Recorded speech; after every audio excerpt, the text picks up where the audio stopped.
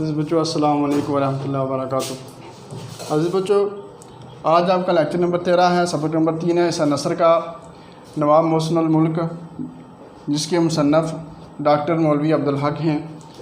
اور ڈاکٹر مولوی عبدالحق جو ہیں یہ 1870 کو ضلع میرٹھ یو پی کے قصبے ہاپوڑ میں پیدا ہوئے۔ ان کے والد کا نام شیخ علی حسین تھا اور آپ نے ابتدائی تعلیم فیروز پور میں حاصل کی۔ علی گڑھ میں مدرسۃ العلوم سے BA کیا۔ مولوی عبدالحق جو ہیں انہوں نے BA کہاں سے حاصل کیا؟ علی گڑھ سے، مدرسۃ العلوم سے۔ اس کے بعد پھر مدرسہ اصفیہ حیدرآباد دکن میں یہ بطور مدرس کام کرتے رہے، اور اس کے بعد عثمانیہ کالج اورنگ آباد کے پرنسپل بھی رہے۔ بعد میں عثمانیہ یونیورسٹی جب قائم ہوئی تو اس عثمانیہ یونیورسٹی میں بھی یہ شعبہ اردو کے چیئرمین رہے۔ آپ نے اپنی تمام تر خدمات اردو کی ترویج و ترقی کے لیے وقف کی، اور آپ فرمایا کرتے تھے کہ میری جو شادی ہے اردو زبان سے ہو چکی ہے۔ تو ان کی ادبی خدمات کے پیش نظر 1937 میں الہ آباد یونیورسٹی نے 1937 کے اندر الہ آباد یونیورسٹی نے، اور 1941 کے اندر علی گڑھ یونیورسٹی، ان دونوں یونیورسٹی نے آپ کے اعزازی کام کی وجہ سے ان کو ڈی لٹ کی اعزازی ڈگری سے نوازا۔ تو آپ جو ہے 1961 میں کراچی میں فوت ہوئے، اور آپ نے بے شمار جو ہے اپنی تصانیف چھوڑی ہیں، جن میں تنقیدات عبدالحق، چند ہم اثر، مقدمات عبدالحق وغیرہ ان کی تصانیف ہیں۔ تو عزیز بچوں، یہ جو نواب محسن الملک یہ سبق ہے آپ کا، یہ چند ہم اثر سے ان کی تصنیف سے لیا گیا ہے، اور جو صنف کے اعتبار سے حاکہ نگاری ہے۔ تو نواب محسن الملک جو ہیں یہ سر سید احمد خان کے خاص رفقا میں ان کا شمار ہوتا ہے، اور پچھلے سبق میں ابھی ان کے متعلق ہم پڑھ چکے ہیں۔ نواب محسن الملک جو ہیں ان کا اصل نام نواب سید مہدی علی خان تھا، اور آپ 1833 کے اندر پیدا ہوئے۔ 1907 کو آپ نے وصال جو ہے پایا۔ سر سید احمد خان کے قریبی دوستوں میں سے تھے۔ حیدرآباد دکن میں بورڈ آف ریونیو کے سربراہ بھی رہے ہیں۔ سر سید کی وفات کے بعد علی گڑھ کالج کے یہ سیکٹری بھی مقرر ہوئے، اور اپنی ہوش مندی، تدبر اور محنت سے کالج کو یونیورسٹی کے درجے تک بھی انہوں نے پہنچایا۔ اور جب مسلم لیگ قائم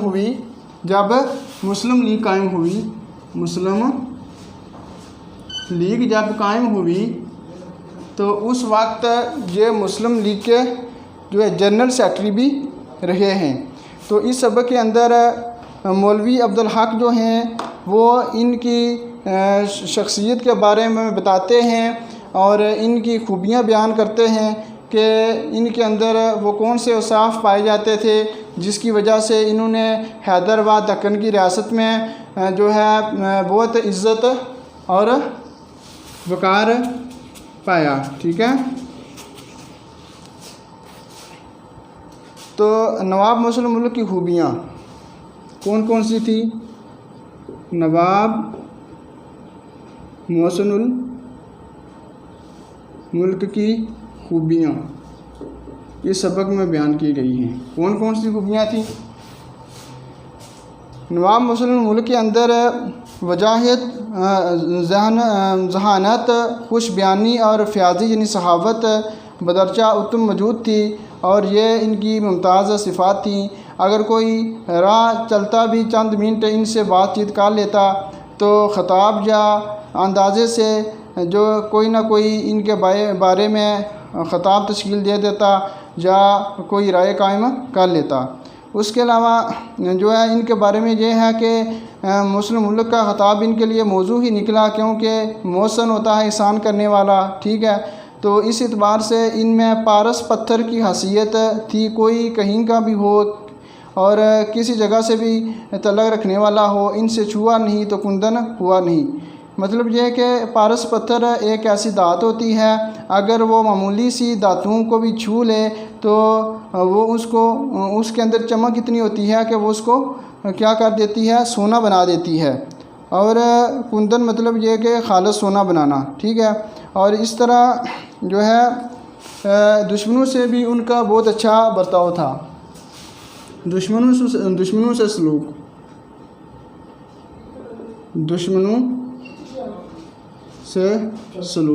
دشمنوں سے بھی ان کا بہت اچھا برتاؤ تھا۔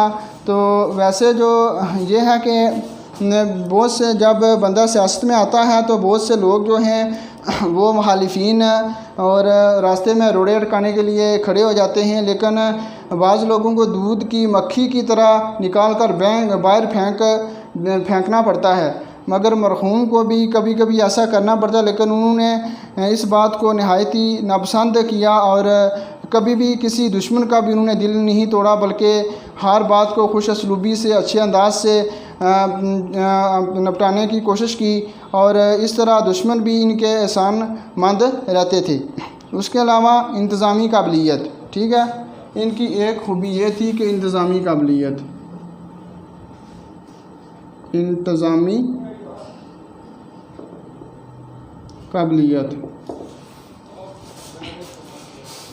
قابلیت وہ جوہر کابل تھے، مگر موقع کی طاق میں ہر وقت رہتے تھے۔ حیدرآباد دکن میں ان کی سیاست دانی، غور و فکر، انتظامی قابلیت کی خوبیاں اس انداز سے ظاہر ہوئیں کہ ان کا ذہن اس قدر رسا، یعنی معاملے کی تہ تک پہنچ جاتا، اور ان کی طبیعت ایسی تھی اور ان کے ہوش و خواص اس قدر بجا تھے کہ معاملات اور واقعات پر اس قدر مکمل عبور حاصل تھا کہ بڑے بڑے پیچیدہ معاملات کو وہ باتوں ہی باتوں میں سلجھا لیتے تھے۔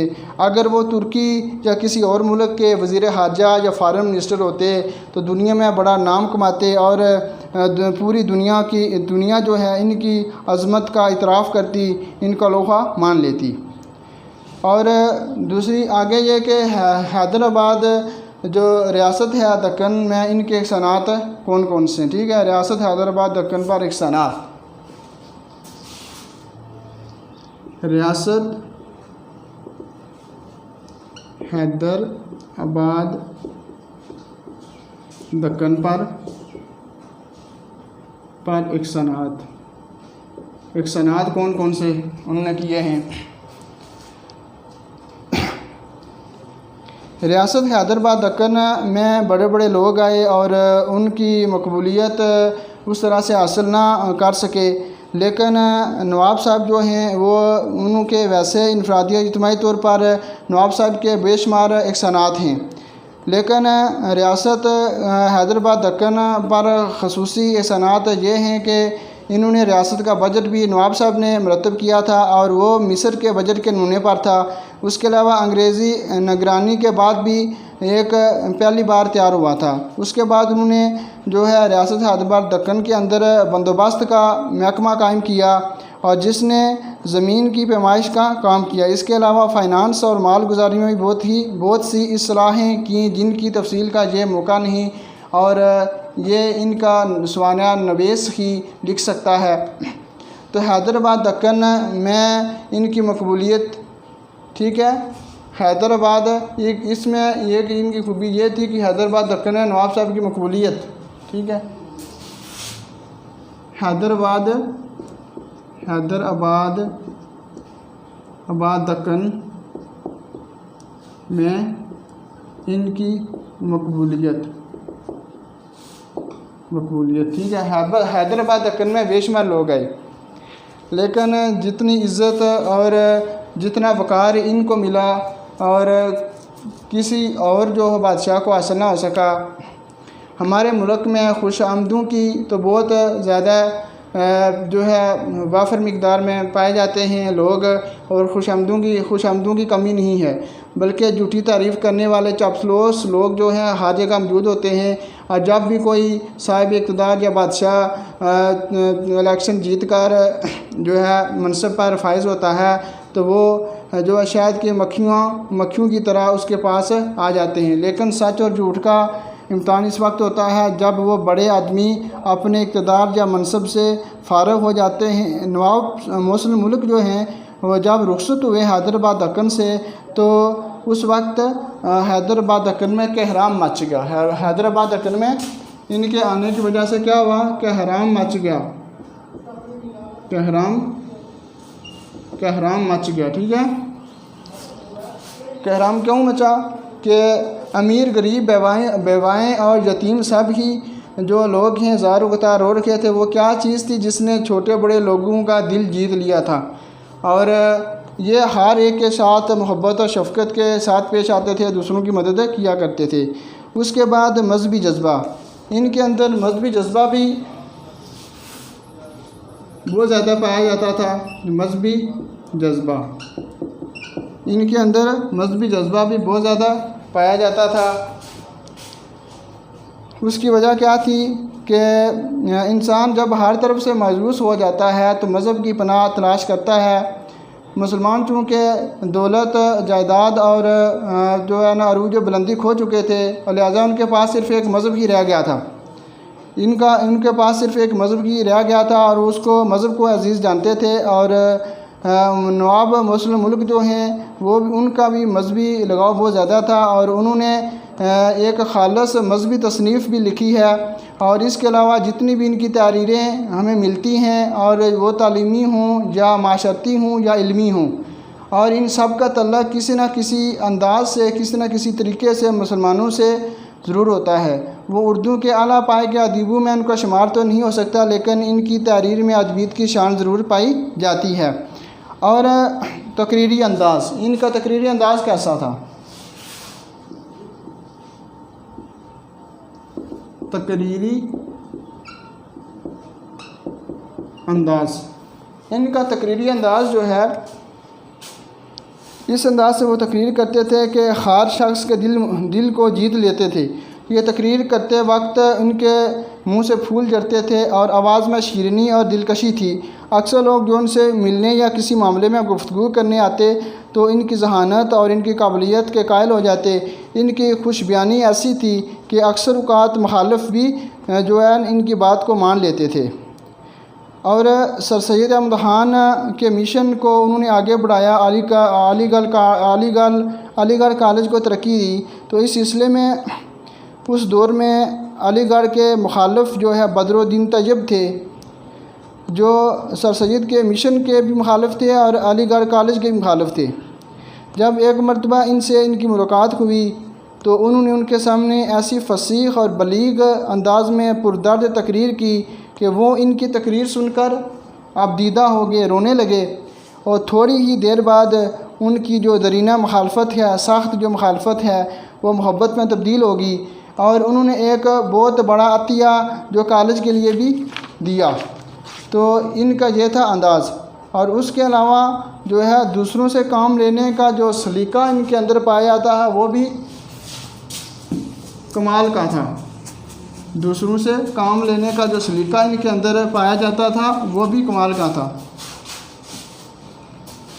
دوسروں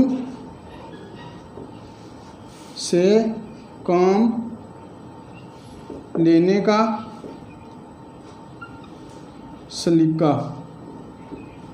سلیقہ جو تھا یہ بھی کمال کا تھا۔ دوسروں سے کام لینے کا انہیں بڑا اچھا سلیقہ تھا۔ وہ کچھ ایسے محبت بھرے انداز سے وہ دوسروں کو کہتے تھے، ان کی حوصلہ افزائی کرتے تھے کہ لوگ خوشی خوشی ان کا کام کر دیتے تھے۔ ملازموں اور ماتحتوں سے بھی ان کا سلوک بہت اچھا ہوتا تھا۔ ان کی فرمائش کی تعمیل ایسی تندئی اور شوق سے کرتے تھے جیسے ان کا کوئی ذاتی کام ہو۔ وقت پر جان لڑا دیتے تھے۔ اور ان کی ایک خوبی یہ تھی کہ آدمی کے پہچاننے میں انہیں بڑی مہارت حاصل تھی، اور جو بھی آدمی ان کے پاس آتا تھا تھوڑی بہت ملاقات اور بات چیت میں آدمی کو پوری طرح جان لیتے تھے، بانپ لیتے تھے۔ اور ان میں ایک خوبی یہ بھی تھی کہ ان کو مطالعے کا بڑا شوق تھا۔ ان کو مطالعے کا بڑا شوق تھا۔ اخبارات اور اردو، فارسی، عربی کتابیں جو ہیں وہ برابر پڑھتے رہتے تھے۔ انگریزی کے اخبارات اور مضامین بھی پڑھوا کر سنتے تھے۔ انگریزی کی ایسی کتابیں جو ان کے مذاق کی ہوتی تھیں ان کا ترجمہ کرا کر پڑھتے اور پھر ان پر بحث کرتے تھے۔ ان کے کتب خانے یعنی لائبریری کے اندر فارسی، عربی اور انگریزی کی اعلیٰ درجے کی کتابیں محفوظ ہوتی تھیں۔ اعلیٰ درجے کی کتابیں جو ہیں ان کی لائبریریوں کے اندر موجود تھیں۔ سر سید کی وفات کے قریبی زمانے میں اردو کی مخالفت کا آغاز ہو گیا۔